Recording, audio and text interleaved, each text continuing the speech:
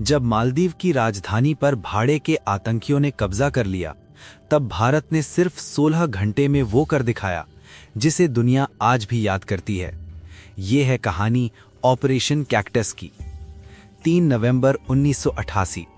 हिंद महासागर में बसे खूबसूरत देश मालदीव में सब कुछ सामान्य था, लेकिन अचानक रात के अंधेरे में हथियारबंद हमलावर राजधानी माले में घुस आते हैं। ये कोई आम हमलावर नहीं थे, ये थे श्रीलंका के तमिल उग्रवादी संगठन प्लोट के भाड़े के लड़ाके।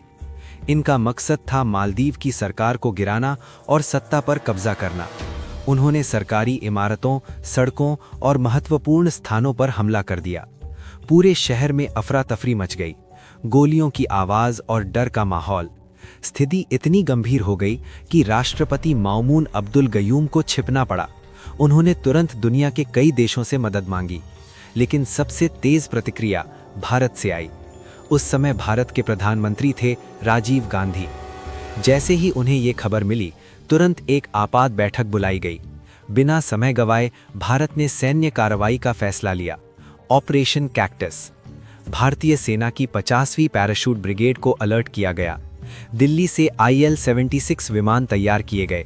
सिर्फ 16 घंटे के अंदर भारतीय सैनिक 2000 किलोमीटर दूर मालदीव पहुंचने के लिए तैयार थे।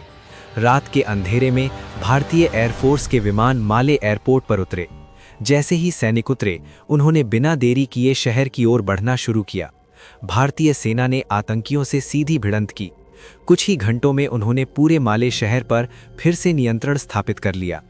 इस मिशन का सबसे अहम हिस्सा था राष्ट्रपति गयूम को सुरक्षित बचाना। भारतीय सैनिकों ने उन्हें सुरक्षित स्थान पर पहुंचाया और उनकी जान बचाई। भागते हुए आतंकियों ने एक जहाज हाईजैक कर लिया, लेकिन भारतीय नौसेना ने उन्हें भी नहीं छोड़ा। INS गोदावरी और INS बेतवा ने समुद्र में उनका पीछा किया और उन्हें पकड़ लिया। इस पूरे ऑपरेशन में भारत ने अपनी ताकत, रणनीति और तेजी का ऐसा प्रदर्शन किया जिसकी पूरी दुनिया ने सराहना की। अमेरिका, ब्रिटेन और कई देशों ने भारत की इस कार्रवाई को बेहद प्रभावशाली बताया। ऑपरेशन कैक्टस ने दिखा दिया कि भारत अपने क्षेत्र में एक मजबूत और जिम्मेदार शक्ति है। ऑपरेशन कैक्टस सिर्फ एक सैन्य मिशन नहीं था, ये भारत की दोस्ती और भरोसे का प्रतीक था। जब बात पड़ोसी की सुरक्षा की हो, तो भारत हमेशा आगे खड़ा रहता है।